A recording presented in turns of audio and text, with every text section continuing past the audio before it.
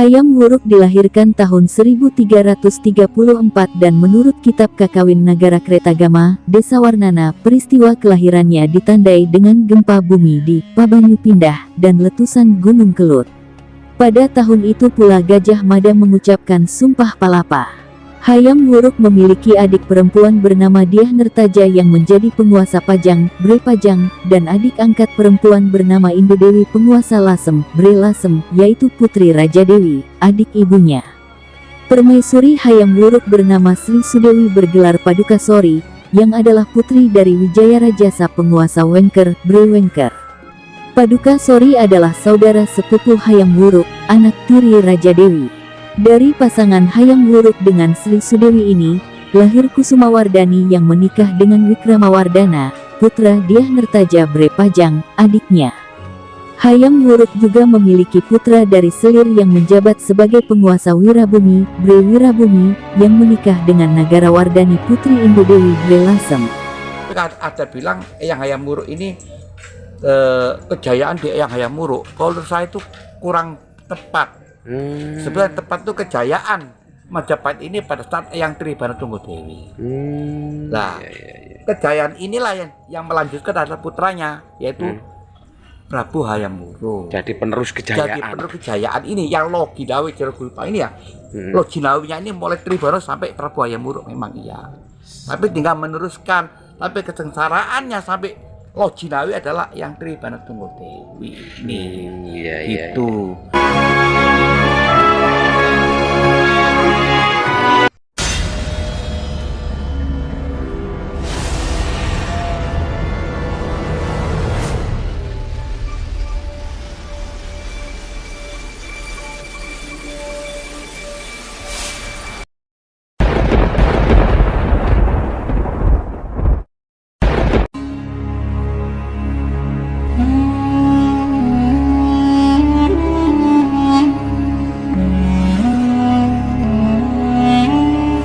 Assalamualaikum warahmatullahi wabarakatuh.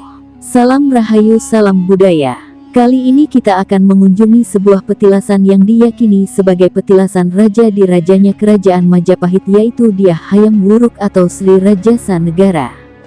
Kita akan melintasi jalur area Panggih menuju Klinterrejo. Dari jalan ini kita akan melaju terus melintasi suasana pedesaan yang indah dengan tanaman pertanian yang sangat subur.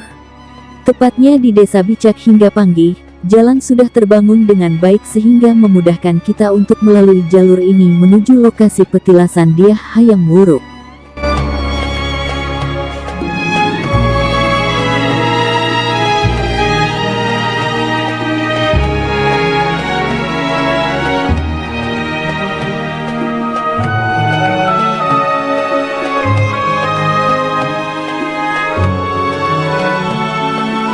Raja keempat Kerajaan Majapahit, dengan Mahapati Amarta Bumi yang sangat tersohor yaitu Mahapati Gajah Mada, di mana Patih Gajah Mada ini menjalankan sumpahnya yang sangat terkenal dengan Sumpah Palapa.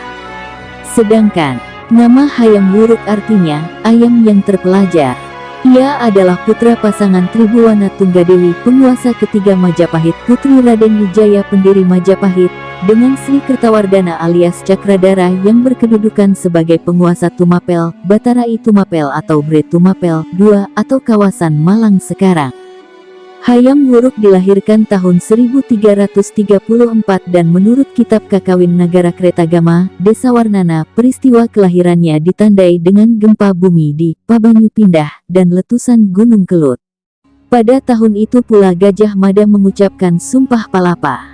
Hayam Wuruk memiliki adik perempuan bernama Diah Nertaja yang menjadi penguasa Pajang, Bre Pajang, dan adik angkat perempuan bernama Indodewi penguasa Lasem, Bre Lasem, yaitu putri Raja Dewi, adik ibunya. Permaisuri Hayam Wuruk bernama Sri Sudewi bergelar Paduka Sori, yang adalah putri dari Wijaya Rajasa penguasa Wengker, Bre Wengker. Paduka Sori adalah saudara sepupu Hayam Wuruk, anak tiri Raja Dewi. Dari pasangan Hayam Wuruk dengan Sri Sudewi ini, lahir Kusumawardani yang menikah dengan Wikramawardana, putra Diah Nertaja Bre Pajang, adiknya. Hayam Wuruk juga memiliki putra dari Selir yang menjabat sebagai penguasa Wirabumi, Bre Wirabumi, yang menikah dengan Nagarawardhani Putri Indodewi Bre Lasem.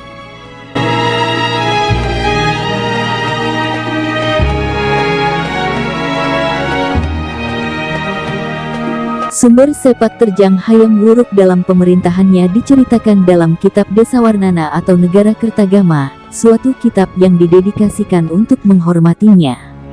Pada tahun 1351, Hayam Wuruk naik tahta dalam usia relatif muda, 17 tahun, menggantikan ibundanya, Tribhuwana Tunggadewi.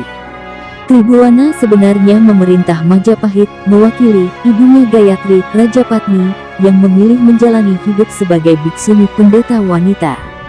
Ketika Gayatri meninggal, Tribhuwana menyatakan tidak lagi berkuasa dan menyerahkan kekuasaan kepada Hayam Wuruk. Hayam Wuruk dalam pemerintahannya banyak dibantu oleh Mahapati andalannya, Gajah Mada. Di bawah kekuasaan Hayam Wuruk, Majapahit melakukan politik ekspansi untuk menjamin kekuatannya di bidang perdagangan lewat laut, sekaligus sebagai pelaksanaan Sumpah Palapa yang dinyatakan oleh Patih Gajah Mada. Majapahit juga menaklukkan Kerajaan Pasai dan Kerajaan Aru kemudian bernama Kesultanan Delhi. Pada tahun 1357, terjadilah perang Bubat yaitu pertempuran antara pasukan Majapahit yang dipimpin oleh Gajah Mada melawan rombongan kerajaan Sunda yang dipimpin oleh Raja Linggabuana. Dalam peristiwa ini Raja Linggabuana dan putrinya Dyah Pitaloka beserta seluruh rombongan kerajaan Sunda Galuh tewas. Pada tahun 1364, Mahapatih Gajah Mada meninggal tanpa keterangan yang jelas mengenai penyebabnya. Pada tahun 1367, melalui sidang Dewan Sabta Prabu, Hayam Wuruk mengangkat Gajah Enggon menggantikan Gajah Mada sebagai Mahapatih Majapahit. Pada tahun 1372, Tribhuwana Tunggadewi, ibundanya meninggal. Ini adalah pukulan berat bagi Hayam Wuruk. Pada tahun 1377, Hayam Wuruk kembali menundukkan Suvarnabumi, sekarang Sumatera karena pelanggaran yang dilakukan penguasanya saat itu. Setelah merebut Suvarnabumi, Majapahit memasuki era damai dengan menjalin hubungan baik dengan negara-negara tetangganya.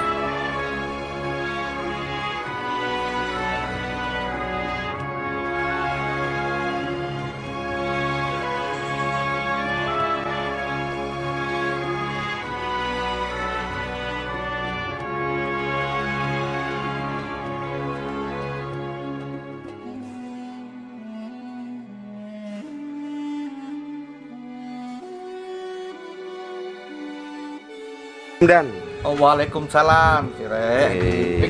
mau Tonggo helm. Loh, mau tanya Dan, ini sejarahnya Hayam Wuruk ini gimana Dan? ini kan Hayam Wuruk dulu. Sebentar Bang. Kalau dulu dari turun temurun dari sesepuh kita, ini namanya kan apa itu Kerco Banteng. Iya. Kerco Banteng. Nah, sebenarnya kalau zaman dulu itu kan kalau orang meninggal, kalau Hindu Waisa itu kan tidak ditanam.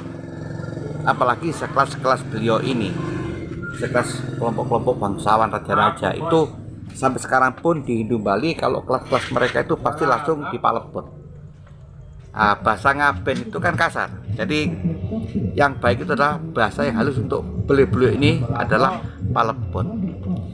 Jadi setelah beliau ini wafat, beliau di Palepon. Nah, Palepon ini kalau menurut agama Hindu Waisa itu sampai Hindu Bali pun abunya inilah yang dilarungkan ada di laut dan sebagainya sesuai dengan kepercayaan mereka.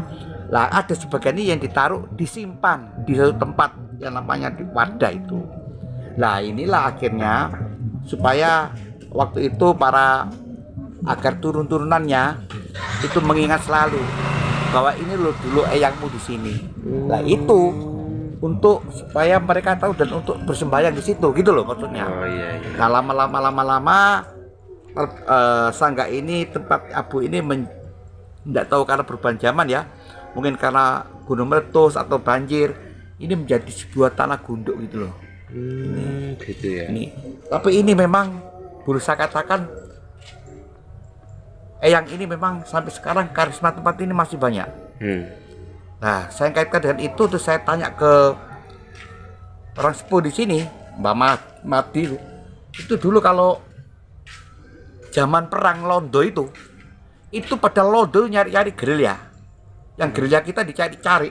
Padahal para gerilyawan itu di sini. Itu dia nggak bisa melihat. Ini ceritanya. Sehingga tempat pemberian makan dari penduduk itu dipusatkan di sini. Gitu. Nah, ini hebatnya sampai sekarang seperti itu. Jadi nah, di sini karismanya sampai saat ini. Sampai saat ini kalau ada orang punya hajat atau apa itu pasti ada suguhnya di sini. Saya sendiri sudah berapa kali suguh pakai tumpeng. Gitu deh. Ya, gitu. Iya. Karena beliau sendiri kan putra dari Eyang Trihibana Tunggadewi. Gitu loh. Ibunya sudah ratu ya? Sudah ratu. Tapi ada bilang Eyang Hayam Wuruk ini kejayaan di Eyang Hayam Wuruk. Kalau menurut saya itu kurang tepat. Sebenarnya tepat itu kejayaan Majapahit ini pada saat Eyang Trihibana Tunggadewi. Nah, kejayaan inilah yang melanjutkan adalah putranya, yaitu Prabu Hayam Wuruk. Jadi penerus kejayaan. Jadi penerus kejayaan ini yang Loginawi Jerogulpa ini ya. Loginawinya ini mulai Trihibana sampai Prabu Hayam Wuruk memang iya. Tapi tinggal meneruskan, tapi kesengsaraannya sampai Loginawi adalah yang Trihibana Tunggadewi. Itu. Nah, sampai beliau ini kan dulu menyenangi, mencintai betul, menyenangi putri Pajajaran dan gitu yang bernama Dyah Pitaloka. Karena utusan beliau ini saat itu istilahnya kalau sekarang ini wadannya, kepala stafnya lah dari yang Gajah Mada ini yang melamar. Di sana diterima, setelah diterima diboyonglah ke sini, tapi di tengah perjalanan terjadilah karena hasutan dari para menteri di kerajaan Pajajaran ini, rajanya dihasut, akhirnya berubah pikiran. Dia tidak mau kalau untuk melanjutkan ke Majapahit, disuruh prabunya yang datang. Nah, nggak mungkin lah Prabu datang kan, wong itu kerajaan bawahan. Terjadilah silang pendapat, terjadilah pertempuran di situ. Nah, pertempuran itu diperkirakan di daerah Saradan Caruban itu. Padahal sudah dekat itu. Ini sejarah Prabu Hayam Wuruk seperti itu. Ya, karismanya tinggi loh ya. Untuk yang lain-lain nanti kita sambung lagi gampang itu. Oke, terima kasih Dan ya. Ya.